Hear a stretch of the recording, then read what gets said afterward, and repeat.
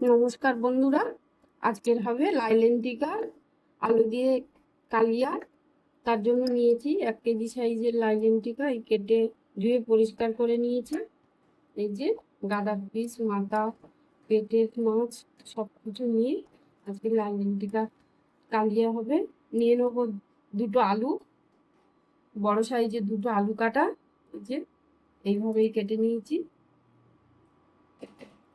বড় সাইজের একটা কুচনো পেঁয়াজ, আর নিয়েছি এতে অর্ধেকটা পেঁয়াজ, একটা টমেটো আর কাঁচা লঙ্কা পেস্ট করে নিয়েছি। আর লাগবে একটু আদা রসুন বাটা, সেটা 1 চামচ হলেই হবে। এবার মাছটা ভাজার জন্য নিয়ে নেব লবণ 2 চামচ, অল্প সামান্য লঙ্কার গুঁড়ি, এই যে হলুদ গুঁড়ো নিয়ে নিলাম 1.5 চামচ মতো। নিয়ে এটাকে ভালো করে মাখিয়ে, নুন হলুদ লঙ্কার গুঁড়ো মাখিয়ে মাছটাকে ভালো করে ভেজে নেব।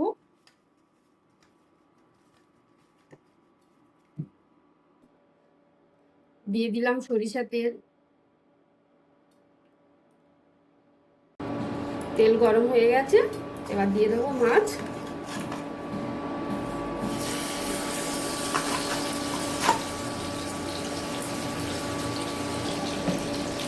মাছটা উল্টে দেবো।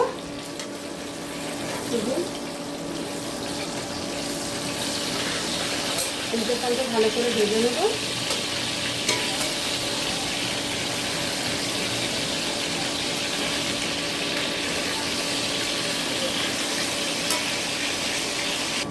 মাছ ভাজা হয়ে গেছে, এই যে মাছগুলো এবারে তুলে নেব।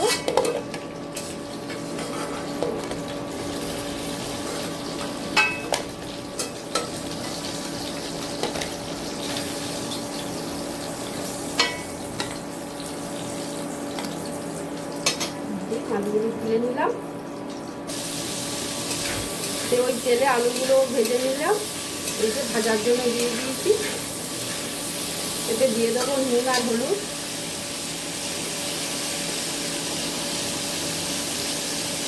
অল্প পরিমাণে হলুদ দিলাম, 1 চামচ নুন দিলাম। দিয়ে এটাকে ভালো করে নাড়াচাড়া করে দেবো। আলুগুলো ভাজা হয়ে গেছে, আর তুলে দেবো।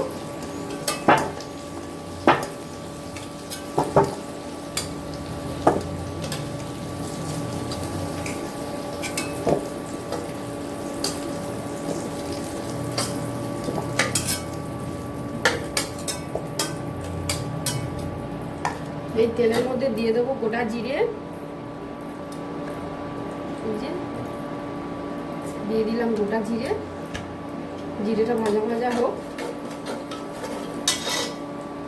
গোটা জিরেটা ভাজা হয়ে গেছে, এই যে এবারে দিয়ে দিচ্ছি একটা কুচনো পেঁয়াজ। পেঁয়াজটাও ভাজা করে নেব। ঝপ করে নরম হওয়ার জন্য এতে দিয়ে দেবো অল্প সামান্য লবণ। এই যে এটা যাতে তাড়াতাড়ি নরম হয়ে যায়, সেই জন্য দিয়ে দিলাম লবণ। দিয়ে দিচ্ছি 1 চামচ আদা রসুন বাটা। এটাকেও ভালো করে কষিয়ে নেব।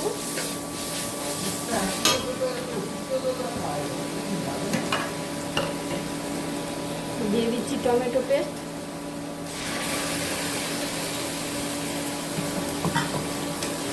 এটাকেও ভালো করে নাড়িয়ে চালিয়ে নেব। মশলাটা ভালো করে কষাবো। সামান্য পরিমাণ হলুদ দেবো, কারণ নুন পেঁয়াজের সঙ্গে দিয়েছি, আর নুনটা দেবো না। দিয়ে মশলাটাকে ভালো করে কষাবো, এই যে তেল ছাড়া পর্যন্ত অপেক্ষা করব। মশলাটা কষানো হয়ে গেছে, দিয়ে দিচ্ছি ভেজে রাখা আলু।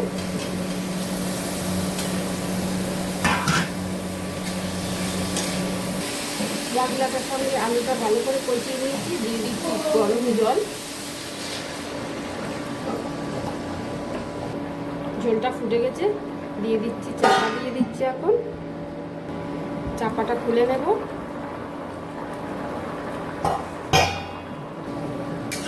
দেখে নেব কতটা সিদ্ধ হলো আলুটা।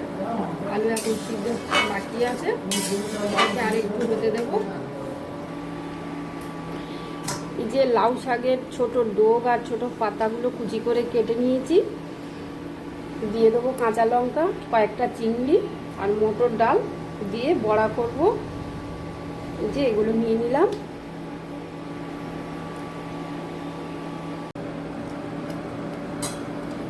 মাছের ঝোলটা আলু আমার একদম সিদ্ধ হয়ে গেছে। এই যে এবারে মাছটা দিয়ে দেবো।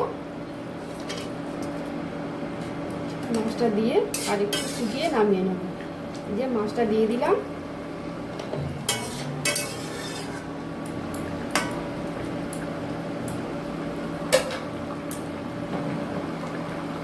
দিয়ে দেবো ধনে পাতা,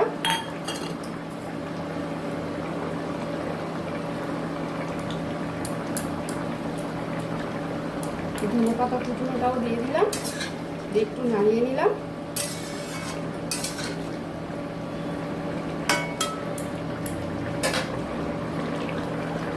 উপর থেকে একটু ভাজা জিরে গুঁড়ো ছড়িয়ে দিলাম, দিয়ে এটাকে এবার নামিয়ে নেব। এটা আমার রেডি, এবারে নামিয়ে নেব। দেখুন বন্ধুরা, মাছের ঝোলটা আমার একদম রেডি। এই যে ধনে পাতা ভাজা জিরে গুঁড়ো দিয়ে তরকারিটা নামিয়ে নিয়েছি, এটা আমার একদম রেডি।